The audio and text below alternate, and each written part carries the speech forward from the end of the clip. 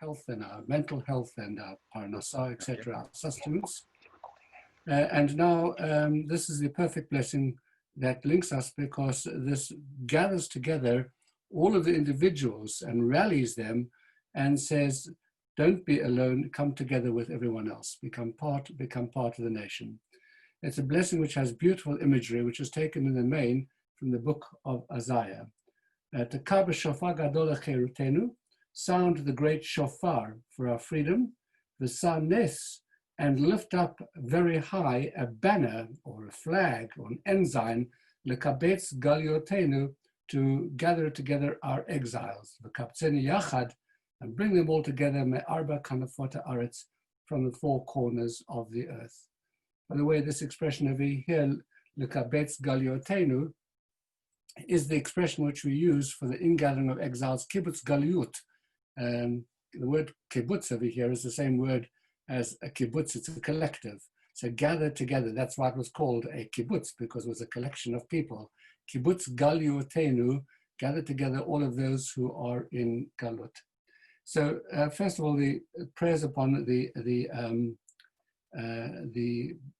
verses in Isaiah upon which this is based is 27:13, which reads as follows: and it shall come to pass that in that day a great shofar shall be blown, and they shall come that were lost in the land of Assyria, and they that were dispersed in the land of Egypt, and they shall bow down to the word and the holy mountain of Jerusalem. Here you see over here the idea of the great shofar, a symbolism which we'll come back to shortly.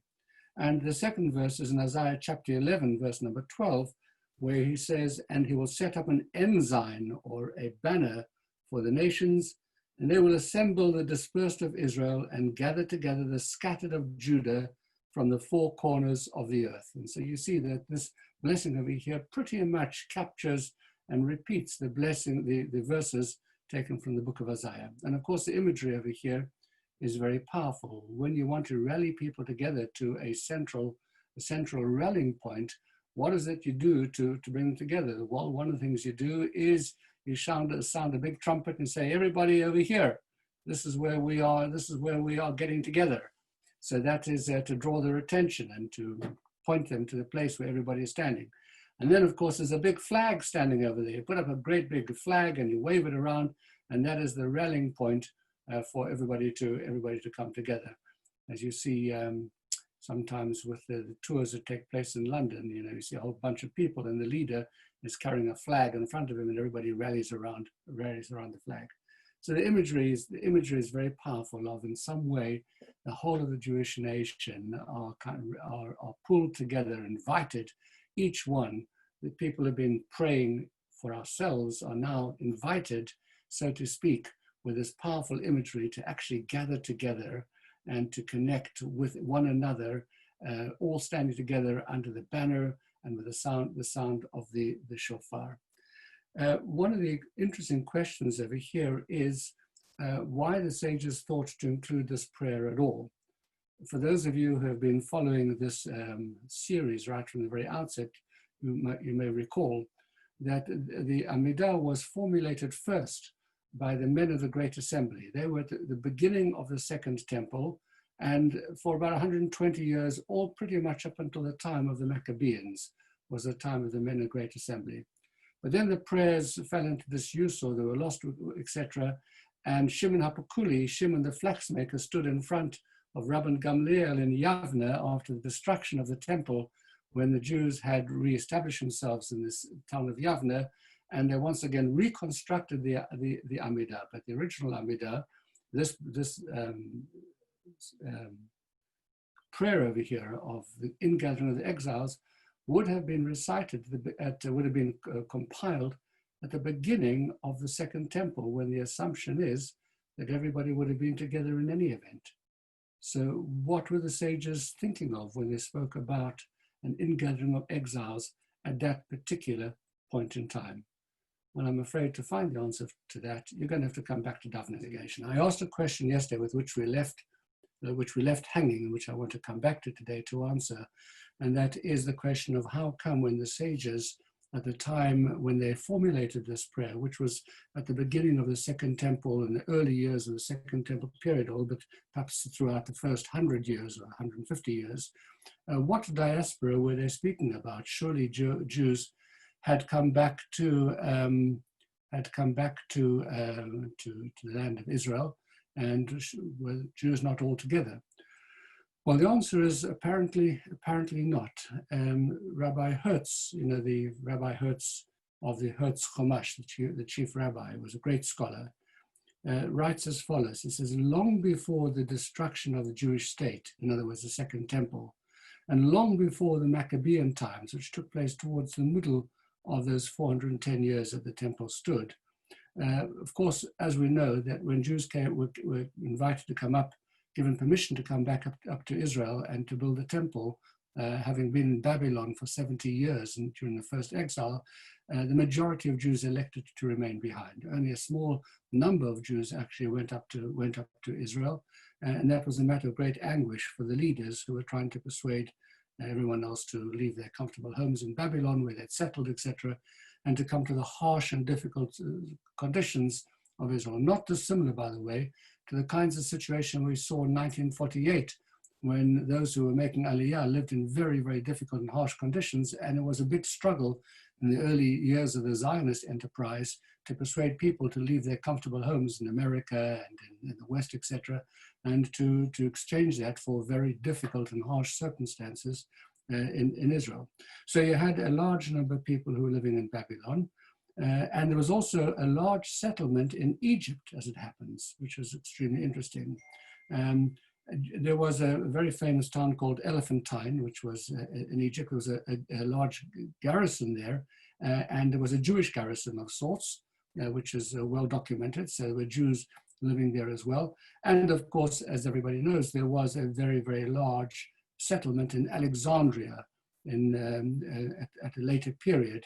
And as you know, there was this great synagogue in Alexandria, which was so large that they used to have a flag so that when the people were saying Kaddish in the front, the people at the back was so big they weren't able to hear the Kaddish, so they had to wave a flag when it was time for people to shout Amen and Yehei Shmei Rabbah, and that's very, very famously documented.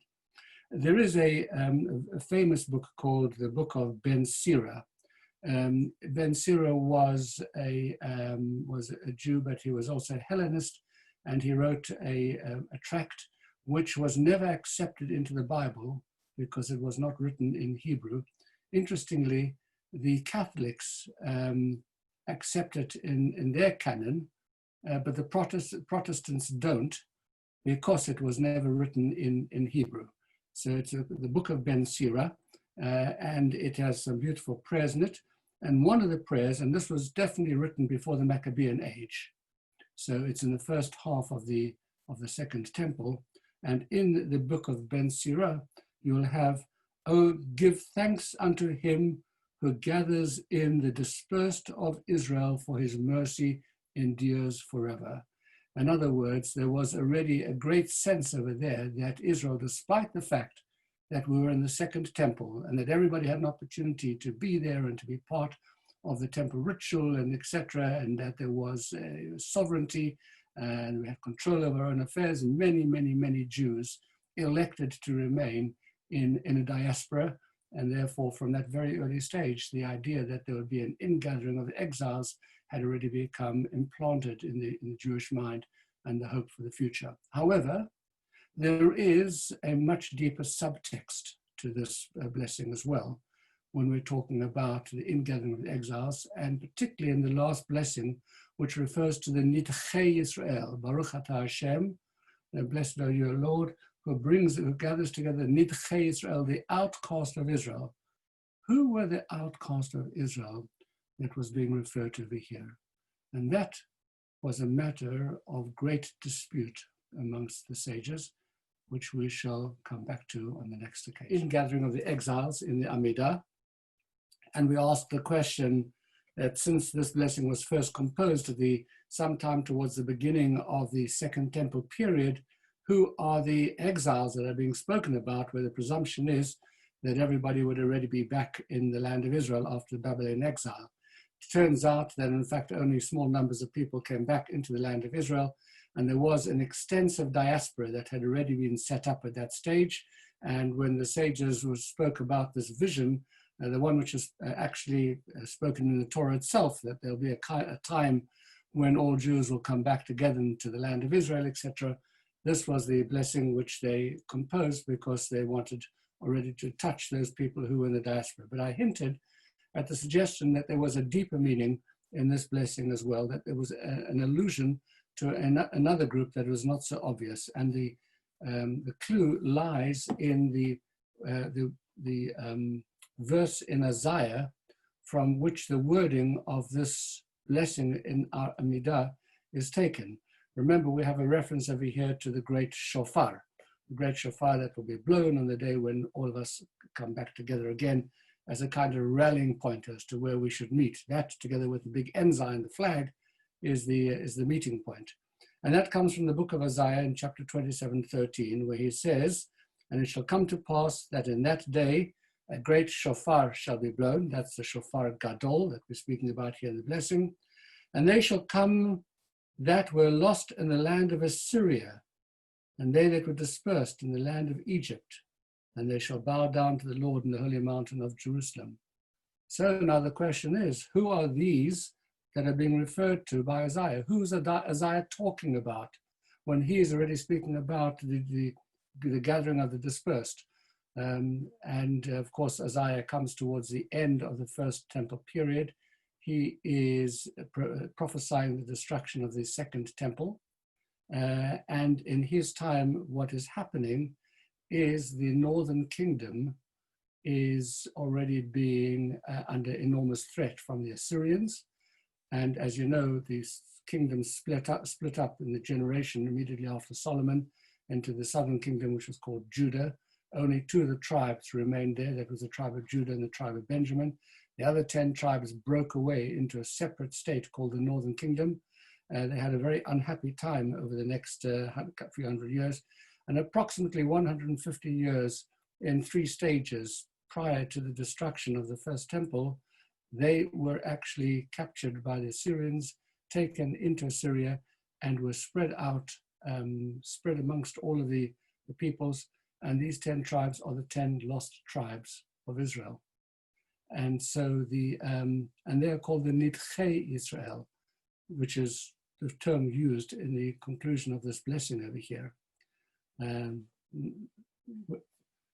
Mekabetz Nidchei Amo Israel, may you gather together the dispersed or the outcast. The status of the 10 tribes as to whether we should be praying for them to return to the fold of Jewish life or not, given the fact that they spent most of their years involved in idol worship, became a matter of great dispute amongst the sages. So much so that the sages were split into 2 groups, some saying that there's no place for them back in the home, in the house of Judaism, and therefore they've gone forever, and others saying that in the time to come, the Messianic age, even they will find their way back into Jewish life. And so you find, therefore, in the Mishnah in Sanhedrin, the 10 tribes shall not return again, says Rabbi Akiva, based upon a verse in Deuteronomy, and cast them into another land like this day, says Rabbi Akiva. Just as this day goes and never returns, so too they have gone and will never return. The Rabbi Eliezer says, no, hang on a second, you've misread this verse over here. When the verse says that just like this day, what happens in a day? A day gets dark and night, and then it's nighttime, and then, hey, it becomes light again, it grows light. So after darkness has fallen upon the 10 tribes, there shall be light again to shine upon them. And so therefore this becomes the big debate which underpins this entire blessing over here, relating to the status of Jews who have been completely and seemingly irretrievably lost to Judaism, of whom there are, through assimilation and other factors over the course of the centuries, many, many, many millions. Who's actually going to be redeemed in the time to come? Who is the Messiah going to collect together? What is Kibbutz Galiot going to involve over here? Just a few of us are sitting comfortably in our homes in England, who already know that we are Jewish and therefore are going to make Aliyah, whether we like it or not. Or are we talking about other people as well, of whom we hardly even know? And that is the great question and debate that is unlocked by this blessing, and more of that at a later date. Thanks. So we've been asking the question about whether the lost Jews, as symbolized in the first instance by the 10 tribes of Israel, who seem to be irretrievably lost and spread amongst all the nations of the world, and all the other lost Jews during the course of the centuries, people who simply are not even the least bit aware of the fact that they may have Jewish antecedents and that they are halachically Jewish without even knowing about it. Are they too going to be involved in this great big ingathering of all the nations, of all the Jewish people, of which Isaiah has prophesied and which has now been brought into this daily prayer of ours as an aspiration and a hope for all of Israel? Possibly part of the clue to the answer to that lies in two respects. One in a midrash and one in some of the wording of this blessing. The midrash wants to come back to Isaiah's verse, Tekah b'shofar gadol, blow on the great shofar. What is this great shofar? Where does this great shofar, where is it to be found? Why is it called the big gadol? Why is it called the big shofar?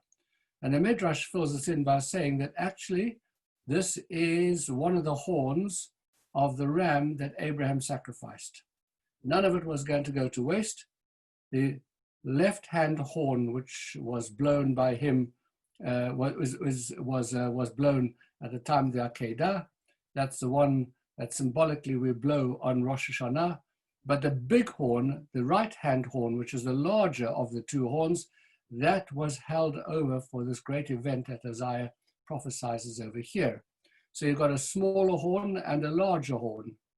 And the smaller horn is blown, the smaller horn is not blown, not at the Akedah. The smaller horn is blown at Sinai. The sound of the shofar that is heard at Sinai is, by tradition, in some symbolic way, the horn from the ram that Abraham sacrificed in place of his son Isaac. And the bigger horn has been held over for some time in the future. So the sages asked of the obvious question. Mount Sinai, the revelation of God at Sinai, was the biggest event that's ever happened in the whole of history. So why not use the big horn? Surely you're not going to use it then, if you're not going to open your bottle of Blue Label, at Sinai, what are you keeping it for? The big event hasn't happened yet, so rather use the big horn now. And the answer that's given by some of the commentators and mentioned by Rabbi Eli Munk in his World of Prayer, is that the fundamental difference between Sinai and the ingathering of the exiles, the messianic moment, is that Sinai was, for all of its power and might, it was nevertheless a localized affair. It was directed exclusively to the Jewish people. Whereas the Messianic age is one which apparently is going to touch all of humanity. Humanity in its totality is going to be moved to the point where it recognizes the presence of God in the world. And that, of course, is the entire content of the concluding prayer of all of our three prayer services, Alein L'Shabeach, that the world will come to recognize God. And therefore, the large shofar, the big shofar, has been kept for that occasion. So in that context, we could argue that since there is not just a moment when Jews begin to find their own sense of identity, recognize that they are Jews, but there's some kind of some magic which happens in the entire universe, and the whole of humanity.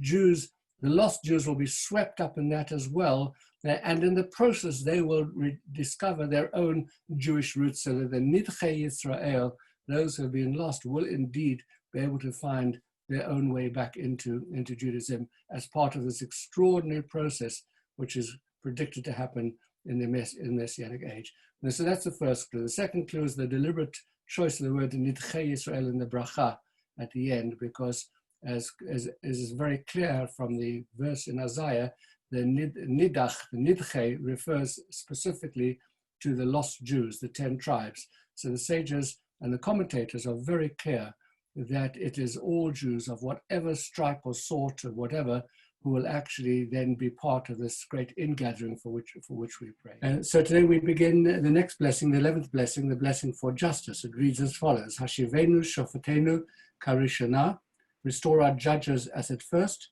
v'yoatzenu kavatchila, and our advisors, the ones who give us eitzes, counselors, as at the outset, as at the beginning. Remove from us sorrow and sighing. And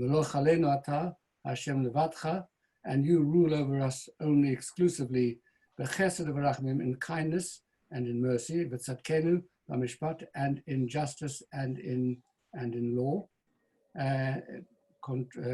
Vindicate us, says Jonathan Sachs, reign over us with loving kindness and compassion, and vindicate us in justice. That's what he means by Vatzadkenu b'mishpat. Baruch atah Hashem melech v'hev tzedakah u'mishpat. So we've, having spoken about the ingathering of all of the exiles, what are the things which need now to happen before we can reach the Messianic age? What are the preconditions that have to be in place in order for Mashiach to be able to be present in the world? Apparently the first one is that there should be justice in the world. The truth of the matter is that no country, no system has ever been able to produce a system of justice that has been absolutely fair and equal. Every system that we have is flawed in some way or another. There is no perfection, and here is a prayer for perfection. Two questions over here. First of all, what kind of justice are we asking for? Are we asking for the reinstitution of Jewish courts, or are we asking for a divine justice, that the Almighty should bring justice into the world, and some kind of the kingdom, the restoration of the kingdom of God, so to speak? It's not clear from this blessing because both of them appear to be implied. So the idea over here is restore our judges at first, seems to imply that it is our judges that have to be put back in place, the Sanhedrin, etc. A little bit later on, and you rule over us exclusively, God, which seems to imply a divine justice in the world. So it's not clear initially from this prayer what form of justice it is that we're praying for. The second, I suppose, bigger question over here is, why would we be asking for a system of justice to be in place before the Mashiach can arrive? Surely one of the tasks of a Messianic age is to bring justice into an unjust world. Isn't that what he actually has to do? So why should it be done in advance of his arriving? So that is another fundamental question we're asking over here, and we'll see that very subtly in the wording of this blessing. We will have the answers.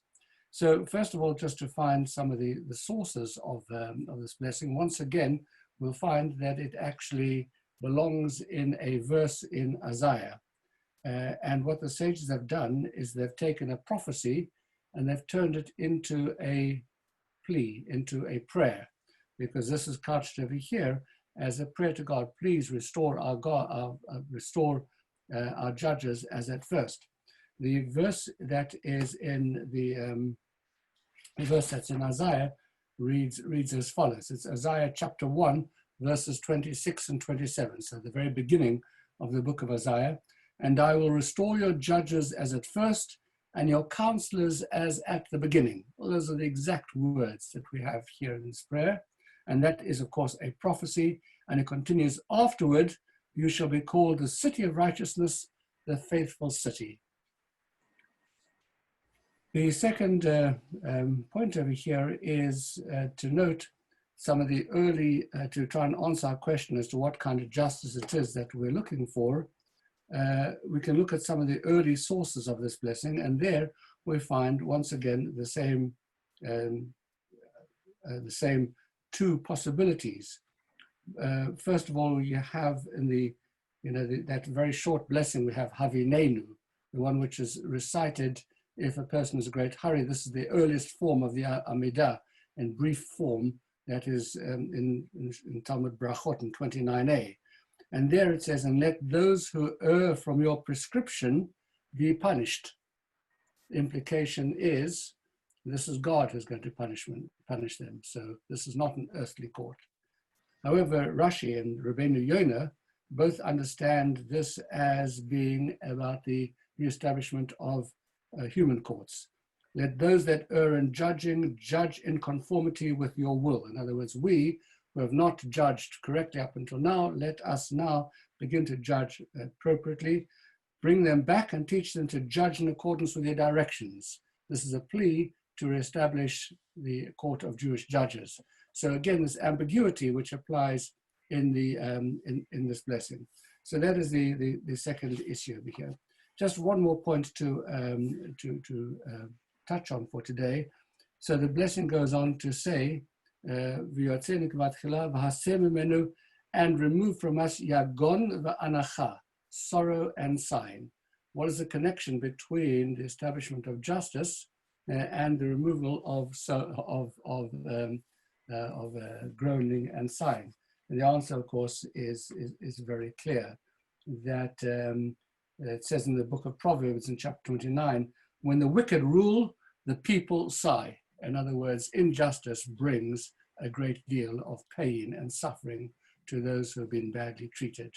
And so in the hope that there'll be a system of justice that will be totally fair and equitable, that will remove the sense of injustice from people and some of the corruption and the cruelty that arises as a result of corrupt judges, all of that will be removed and people will stop sighing and groaning because they will actually have access to justice. I mean, in this country, we're very, very fortunate.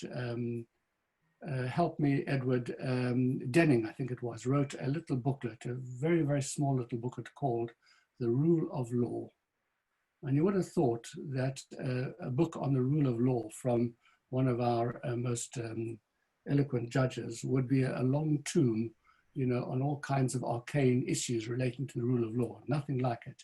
It was one of the most important books that I think I've ever read. Slim, and it just showed how the rule of law actually underpins every aspect of our society, what it means to live in a country where the rule of law is working silently beneath the surface at all times to ensure that people can live in a stable society and have access to recourse in law if there's a problem. You know what happens if you buy something which is defective. You've got certain kinds of rules which allow you, to within a certain space of time to take it up with the manufacturer. At every level in our society, he shows that there's this thing called the rule of law working beneath the surface. And that, by the way, is not the case in many, many countries of the world. So the sense of privilege that one has when one lives, although of course it is an imperfect system, that's the point. There's no human system that is perfect. But to live in a stable country where there is rule of law, where there is justice, is an incredibly great gift, and one of which we're beneficiaries in this country, which is one of the reasons why so many people, despite the weather, decide to immigrate to England. There's got to be something here. And part of it is the rule of law, the stability that is brought in the country. But there's more to talk about in this, and we'll do that in the content. Here it comes. So we have this ambiguity that we've been talking about in the blessing on justice as to whether we're talking about a Jewish court of justice, a Sanhedrin, or whether we're talking about divine justice. The answer is that actually we're talking about both. And the reason is because, as it says in the book of Isaiah, that as long as the Sanhedrin held its session in the special chamber on the Beit HaMikdash, the divine glory rested on Israel. Isaiah says, and before the elders shall be glory. In other words, you can't have the Shekhinah in this world unless the Sanhedrin is sitting. The Shekhinah is divine justice, and Sanhedrin is a human court, and therefore the two fuse together. Maimonides says the advent of the Son of David will only take place when the Sanhedrin has been reconstituted, since the manifestation of the Shekhinah is brought about chiefly through the Shekhinah. So here at last we have actually unlocked not just this blessing, but the whole principle of why this blessing is inserted over here as a precursor, was a necessary step before Mashiach is able to come. And that is because without justice in this world, the Shekhinah can't be present. And until the Shekhinah is present, you can't have Mashiach. So justice becomes the key to unlock the coming of Mashiach. And that is why, first and foremost, there has to be a system of justice in the world. That's also the reason why we end this blessing, unusually unlike any other blessing, by mentioning Hamelech, the king. Hamelech ohev tzedakah mishpat, the king who loves righteousness and justice. And that is because the king himself has to be present in the world. It is part of the principle. Now, I mentioned, I'm not sure I mentioned to you, but the very of the Sheva Mitzvot, the B'nai Noach, the 7 Noahide commandments, which are the universal commandments given to all of mankind, the one by which all of humanity have to observe. The very first one is that every country, every town, every place has to establish courts of justice. Justice is the underpinning of the whole of society, not just because it creates a sense of equality and right before the law, but because it is the way in which the Shekhinah, the divine presence, is brought into the world. The Almighty apparently cannot exist in the world in a place where there is corruption and judgment, and when there is false judgment, which is a very, very beautiful and powerful concept. Eli Munk puts it beautifully over here. The key to the miraculous ability of the Jewish system of law to create a society free of tensions and class conflicts, bettering all other social systems, lies in the harmonious blending of two principles, the two principles which are mentioned in the last part of this blessing over here in the bracha: mishpat, justice, and tzedek, love or mercy. Unless you have a justice which is tempered with mercy, mishpat and tzedek, you will never have a proper system, a free system of justice, and as a consequence, Shekhinah will not be present in the world. As a consequence, the world will not be ready yet for Mashiach.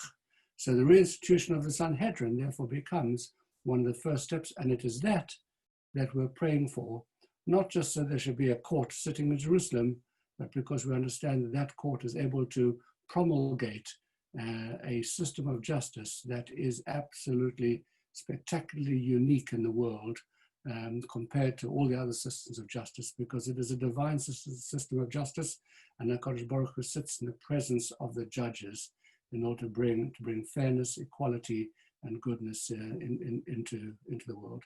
By the way, I made an error yesterday when I mentioned the book, The Rule of Law, and I said it was Lord Denning. It wasn't. I went back to check on it. It was Tom Bingham, Lord Bingham, who wrote the book, The Rule of Law.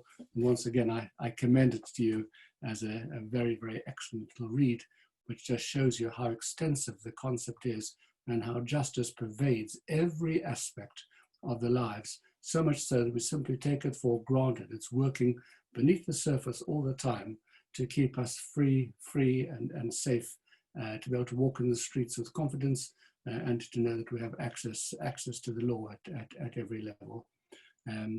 So that completes therefore this blessing, which, as I mentioned before, is part of the blessings which prepare us now for the messianic age, for which we pray in the next couple of blessings. So today we come to the 12th blessing. This blessing, by the way, has undergone more changes than any other blessing. Of course, in all the blessings, there are some earlier versions from some of the earliest machzorim, sidurim rather. They used to call them a machzor, sidurim and various versions, etc., until we eventually settled with the version which Ashkenazim follow, the version which Sfaradim follow, the version which groups like Chabad follow, Mizrahi Edit, etc. So there are 2 or 3 different versions, but they're settled today, partially because we have printed Sidurim, which makes it a lot easier. At a time when there were very few printers, there wasn't printing, and people had to either pray by heart or from little things which were handwritten and passed around, of course, there could be a huge variety of versions. But this prayer, more than any of the others, has undergone changes, and that's partially because of the censors, because it has been a very, very sensitive prayer. And we need to go back to understand it. But I want to point out just two things about this prayer before we jump into its history and its background. The first is that very unusually it begins with a vav.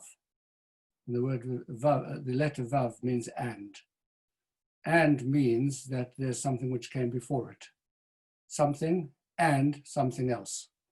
And is the conjunctive vav, the joining vav. So there's almost the implication that there's something missing from this blessing, something which should come before the first word. And in a sense, that actually gives us a clue, not just to its historical origins, but even in its contemporary significance, the vav is going to become important. The second is that as you read through the prayer, which reads as follows: "For the slanderers let there be no hope, and may all wickedness perish in an instant. May all your enemies swiftly be cut down. May you swiftly uproot, crush, cast down, and humble the kingdom of arrogance swiftly in our days.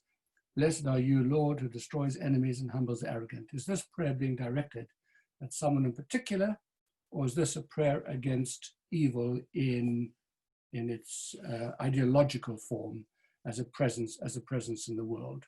Not clear. It starts off talking about slanderers, etc., but there's no one who's named over here. Are we aiming at someone in particular?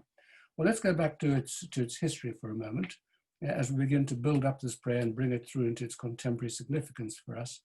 And the history is particularly interesting because it brings us back to the Talmud Brachot 28b, which is where we have the story about Rabbi Gamliel after the destruction of the temple, regrouping in Yavne and trying to put together the 18 blessings again, which had been forgotten because they had not been in usage for a couple of hundred years since they were first formulated at the beginning of the Second Temple period.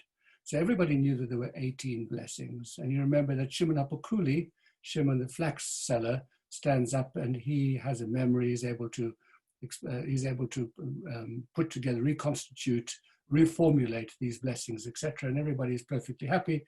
They've got 18 blessings. And then Rabbi Gamliel turns around and he asks the following question: "Can any of you ordain a blessing relating to the heretics?" Now this apparently, by virtue, Rabbi Gamliel is a pretty smart man.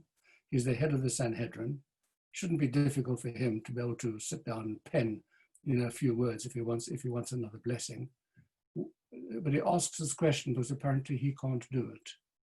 And nobody can do it until Shmuel HaKatan, one of the most pious men of the generation, has a reputation for extreme piety.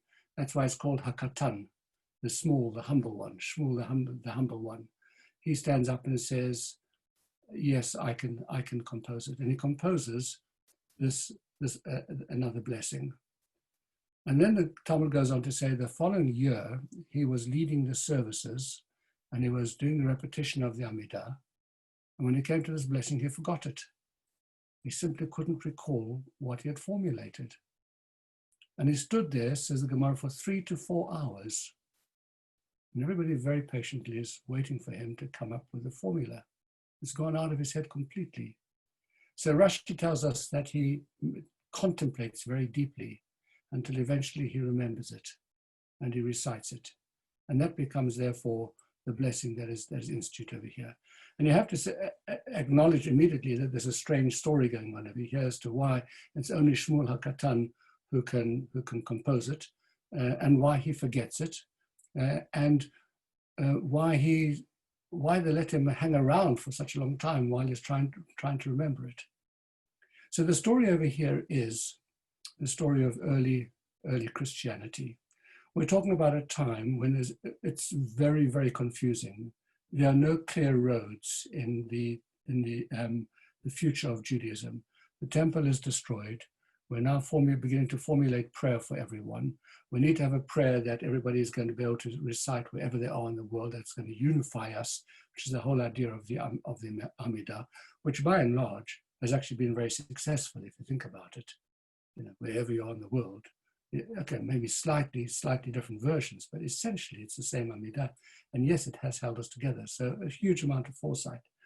And the problem is you've got Sadducees, Samaritans, Christians, Gnostics, everybody's running around, everybody's coming up with their different versions of Judaism, not very much unlike some of the stuff we see today, in which there's no clear part. There's orthodoxy, there's conservative, there's liberal, there's reform, there's reconstructionist. In America, you've got it's like ice creams, you can have whatever flavor you want.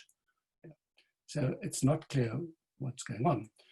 Then there is this new religion that is forming. There's this new guy around who's very, very charismatic.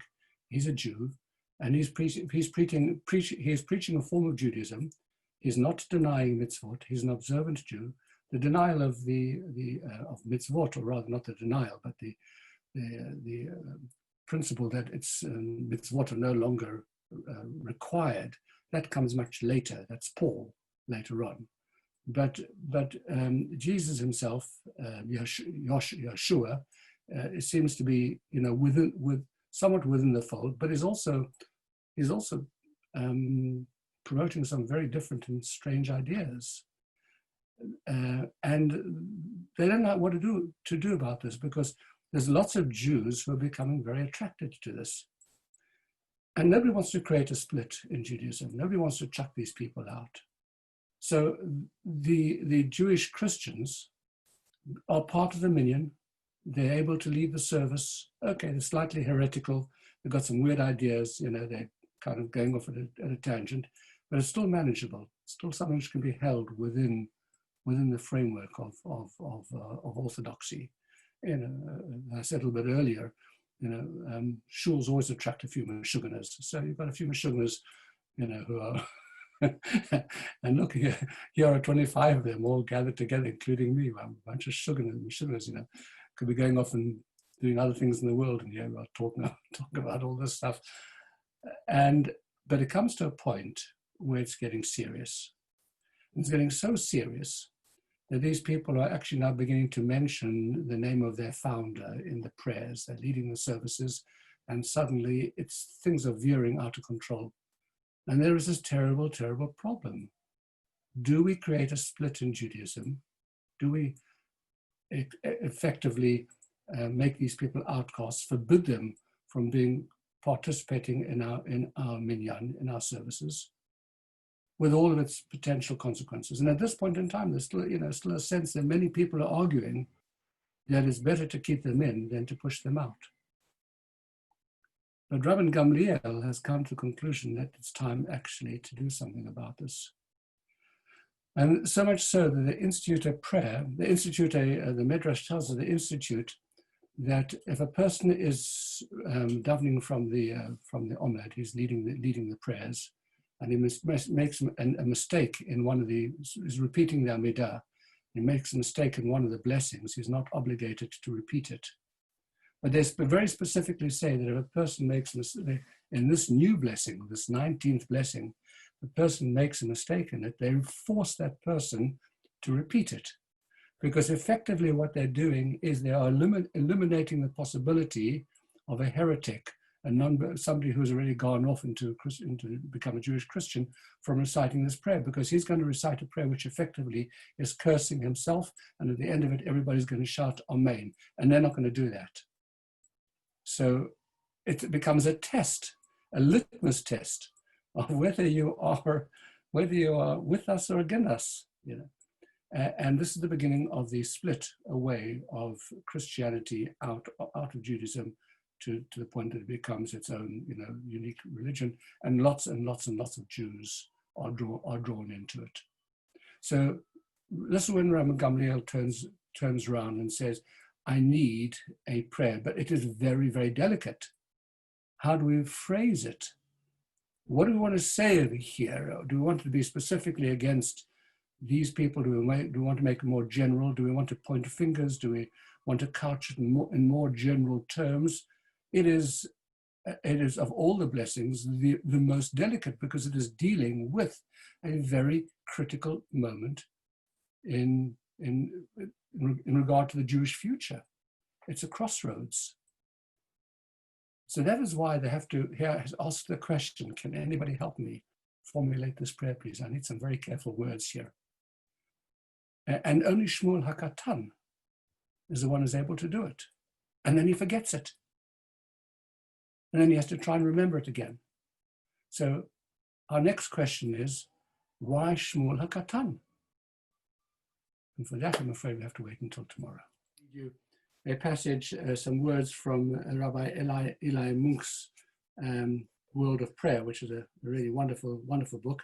A little bit difficult because its English is slightly Germanic, but nevertheless filled with lots of insight. And he says as follows: the unavoidable necessity of introducing a blessing against heretics did not become apparent until the period of Rabban Gamliel, who lived in the 1st century of the Common Era. The schism, which the founder of Christianity had introduced into Judaism, had to be counteracted. When that movement began, its dogmas and teachings were not so clearly defined and formulated. The common man could not recognize the unbridgeable gap between Jewish monotheism and Christianity. To assure the survival of the pure monotheism of Judaism and of the Torah, a sharp line of demarcation had to be drawn between Judaism and the new teachings. And this is the outspoken purpose of this blessing. It is not only evident from the period of its origin, but it is confirmed by clear indications in Hilchot Gedolot, Machzor Vitri, which is one of the very first Sidurim which we have, and Rashi's commentary on the uncensored editions of the Talmud. The justification and need for such a bracha was obvious. The problem was to provide the proper formula, as is apparent from the question which Rabban Gamliel put to the sages when he asked them who can compose a blessing against heretics. The difficulties, aside from the natural reluctance to compose a prayer for the destruction of fellow human beings, seem to have been caused by the following questions. Who is to be combated? The individual heretics or the entire sect as such? Were only those to be denounced who had deserted Judaism and embraced the new faith? Or those adversaries who still remained within Judaism, for example, the Sadducees, the Minim, etc., to be included? Should the prayer be directed against the persons of the adversaries of God or against the spirit of the heresy? And the answers to these questions can be inferred from the caption of the bracha which was given to it by Shmuel Katan upon the request of Rabban Gamliel. It is not for us human beings to condemn a group in its entirety. True, a sharper distinction could have been drawn by denouncing the groups or sects themselves. Instead, the formula refers to the individual persons who have forsaken Judaism. We do not say Malchut Zadon, the reign of wickedness, but the Hazedim, the wicked, which, by the way, is not what we say in Anusach. We actually do say in Ashkenaz, if you look in your Siddur, Malchut Zadon. We don't talk about the individual, we talk about the reign of wickedness. The Jewish atheists, as well as those who had deserted Judaism, were included. The Megillah in Talmud, Megillah 17b says, Kolel Zedim im haminim. You have to include the Zedim, the wicked, together with the heretics, those who have just turned against Judaism. A fact which clearly shows that the bracha was not exclusively directed against the Jew Christians or Nazarenes, as later claimed by the fathers of the church. At any rate, this again gives us some of the background. And therefore, when you look at the very early texts of this blessing, and a text of it was found in the Cairo Geniza.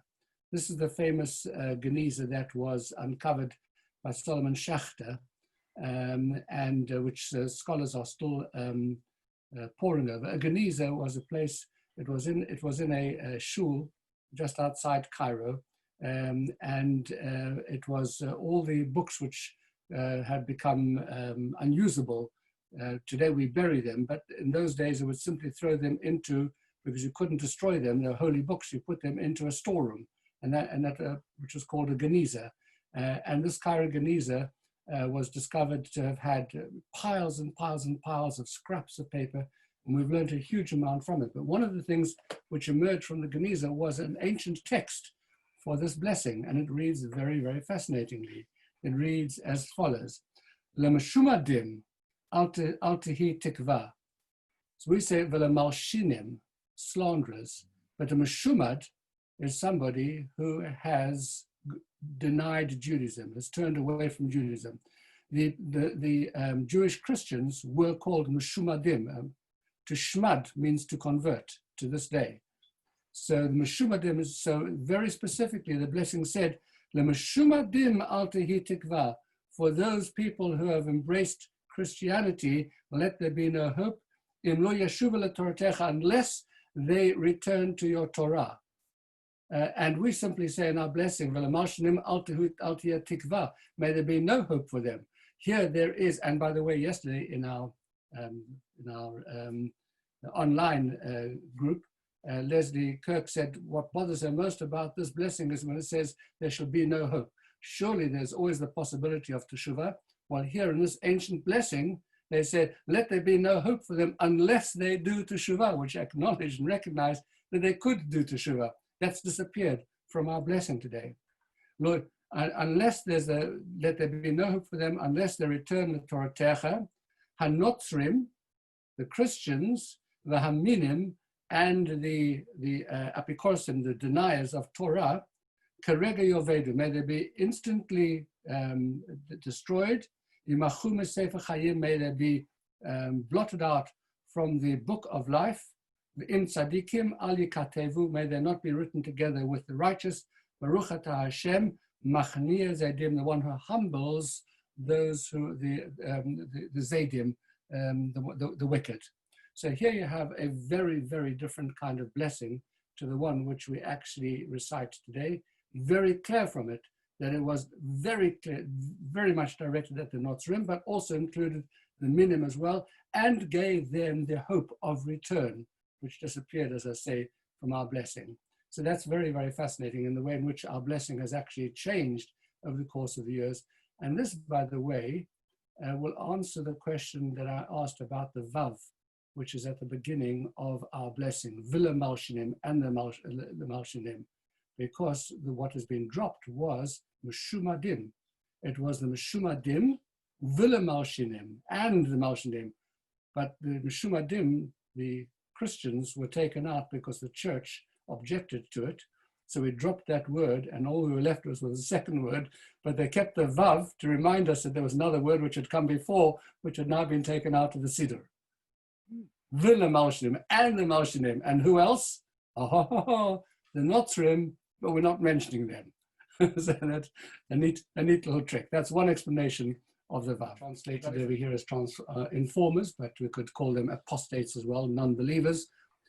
So now we need to start looking at how we understand this in a slightly more modern context. So let me start with three commentaries, all taken from the early and later 18th century, starting with Rabbi Yonatan Eberschutz, who was, by the way, a Dayan in the first instance in Prague, and then subsequently the rabbi of the famous three communities, which included Hamburg. Very controversial personality for reasons which I'll explain in a moment. But he says that the worshipper over here should be praying for the eradication of heresy from Israel and for anybody who doesn't believe in the oral and written law in a way which is, with complete commitment to it. Anybody who challenges the authority of the Jewish sages and the genuinely faithful who give public Torah instruction. In other words, anybody who's not completely committed to the principles of the written oral law in the Torah as we have it, those are the people who were praying about, asking that they should be, all these things should happen to them as described in the blessing. I just wonder what would happen if he'd lived a little bit later in the 19th century and he'd seen the rise of reform in Germany and spreading out to the Haskalah throughout the rest of the world. He'd have a big problem because you'd actually be eliminating half of the Jewish population. So it's slightly problematic.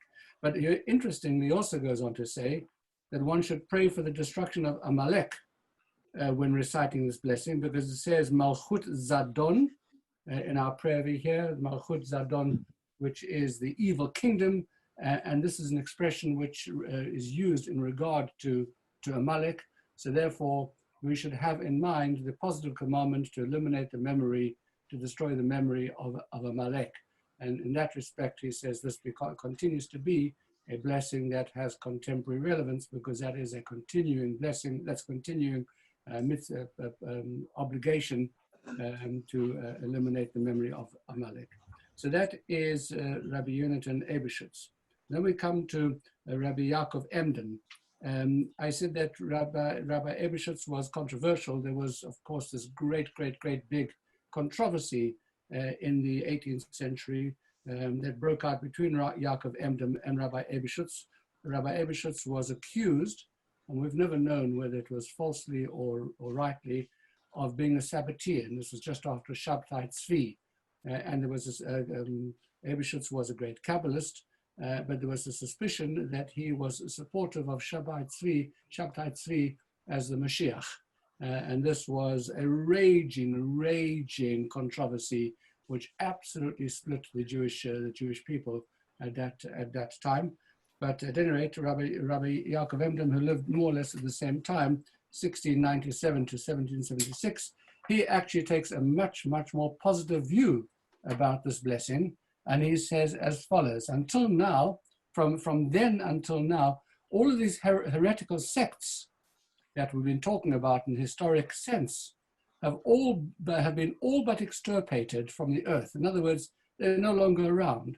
So there's no such group evident in the world, unless their counsel be kept in hiding and their deeds veiled by darkness, because at present, all the principal nations believe in divine providence and want to acknowledge the unity of God.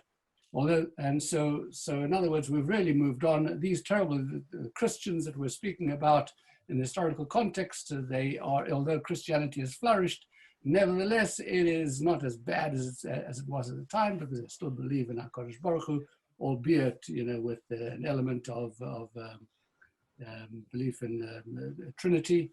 But the world itself has moved on, and there is generally an acceptance of the presence of God amongst all major religions. And if that's the case, then one has to ask, in his interpretation, what is the purpose? What's the continuing purpose of this 19th blessing? Why don't we drop it if everything is all hunky-dory and the world has moved on and everybody believes in Hashem? He says, no, since vestiges of evil still remain, the petition is necessarily retained to beseech that these sources don't become a root bearing gall and wormwood, a quotation from the Chumash. So we need to be vigilant, and we need to continue to hold these, might still be some pockets and they could flare up at any time, so we've got to hold them down, and that's his explanation of this prayer.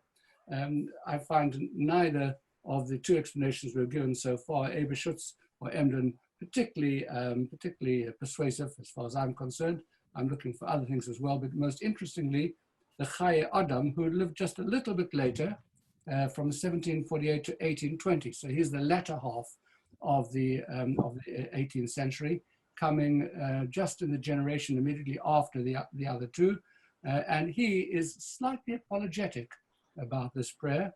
And he says one should not use the expression Malchut Zadon, which we actually have in our version over here. Malchut Zadon means the kingdom of the evil. Of course, that was an allusion to Christianity, the kingdom of evil. One should not say kingdom of evil, but rather you should simply say, may you speedily uproot the arrogant or the wicked. In other words, we're not pointing to a particular nation, but to individuals who might be. And similarly, one should not say, let all evildoers, but one should rather say, let all evil. And then he goes on to say, and you should know that this blessing does not refer to any nation in particular or to those who adhere to their own creed, because this would not be the will of God. We are not permitted to utter curses against any nation, and the blessing therefore refers in general to Jewish heretics. So he's very, very careful to kind of reposition this blessing in its entirety and to say, no, we don't mean anybody in particular. It's like the person who said, I love humanity in general, but no one in particular. So we're keeping it very general over here. It's people who, maybe some people who are evil, and the idea of evil, but not, so we don't want to point a finger at any particular nation. We're very careful about this over here, and of course the Christians were very, very sensitive about this blessing, and there was a huge amount of controversy, which is one of the reasons why the wording was changed, as I've explained, and why it was actually censored by the Christians over the period of time. So those are three explanations which are given by our traditional commentators on the Chumash. I'm still looking for something else that's more satisfying, and I believe that there is another dimension to this blessing, which we'll continue to discuss on the next occasion.